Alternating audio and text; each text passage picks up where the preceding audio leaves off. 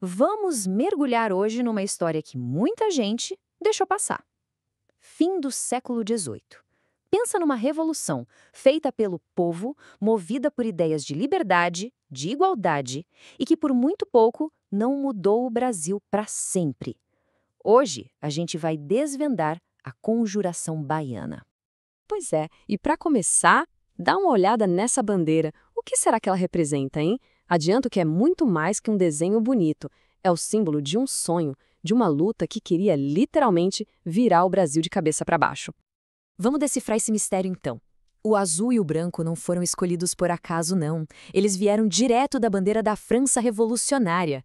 E as estrelas, cada uma delas representava uma exigência dos rebeldes, tipo o fim da escravidão e a proclamação de uma república. Coisa séria. Mas para a gente entender por que essa revolta aconteceu, a gente precisa voltar no tempo. O cenário é Salvador, no finalzinho do século XVIII, e olha, a cidade estava prestes a explodir. Era um verdadeiro barril de pólvora social. E que barril de pólvora! Pensa nesse número aqui. De 60 mil habitantes que moravam em Salvador na época, uns 40 mil eram negros, entre pessoas escravizadas e libertas. Ou seja, a maioria absoluta da população. E essa maioria vivia numa sociedade extremamente desigual. A divisão era até física, para ter uma ideia. A elite branca morava lá na Cidade Alta, com suas igrejas bonitas e casarões. Enquanto isso, o povão, a população pobre e negra, ficava espremida na Cidade Baixa, perto do porto, no meio da miséria. Bom, e como esse clima de insatisfação foi crescendo, né?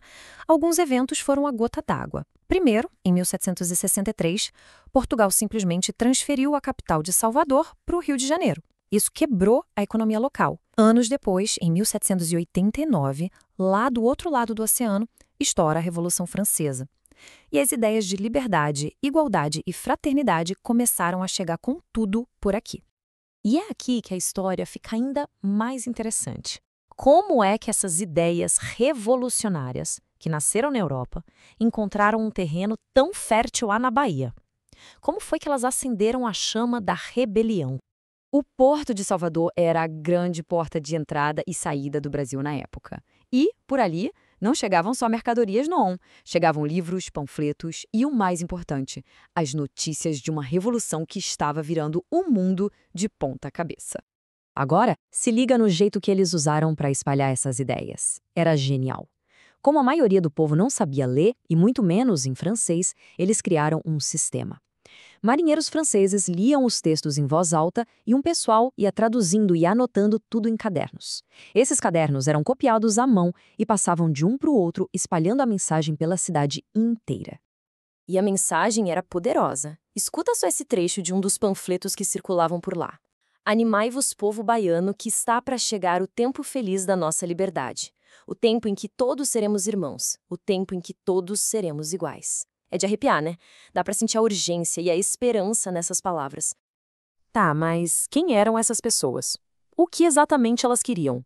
Vamos descobrir agora quem estava por trás dessa conspiração e quais eram as exigências deles. E o mais incrível era a mistura de gente envolvida. Tinha uma sociedade maçônica, a Cavaleiros da Luz. Era tipo um clube secreto para debater ideias, sabe? Tinha intelectuais, como o médico Cipriano Barata. Mas o coração do movimento, a força mesmo, vinha do povo, soldados, alfaiates, pequenos comerciantes e até pessoas escravizadas. Era uma revolta popular de verdade. E o plano deles era radical. O primeiro passo, claro, era a independência de Portugal. Segundo, abrir o porto de Salvador para o comércio com o mundo todo. Terceiro, e aqui está o ponto crucial, aumentar o salário dos soldados e, o mais revolucionário de tudo, abolir a escravidão. E, por fim, diminuir os impostos que pesavam nas costas dos mais pobres. Era uma transformação completa que eles queriam. Era um plano super audacioso, né? O sonho de uma sociedade muito mais justa. Mas, infelizmente, esse sonho foi interrompido. Vamos entrar agora no último e trágico capítulo dessa história. A conspiração foi traída. Alguém denunciou tudo para as autoridades portuguesas. E antes que qualquer levante armado pudesse acontecer, a repressão veio com tudo, de forma rápida e brutal.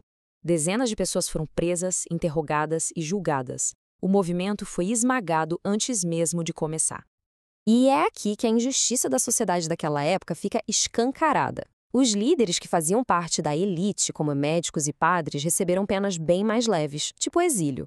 Já os líderes populares, os homens negros, não tiveram a mesma sorte. 4 deles foram condenados à forca: os soldados Lucas Dantas e Luiz Gonzaga das Virgens e os alfaiates Manuel Faustino e João de Deus. Mesmo diante da morte, a visão deles continuou firme. Durante o seu depoimento, o Lucas Dantas disse estas palavras poderosíssimas: para que se não distingua a cor branca, parda e preta, e sermos todos felizes, sem exceção. O sonho era um Brasil sem distinção de cor, onde a felicidade fosse para todo mundo.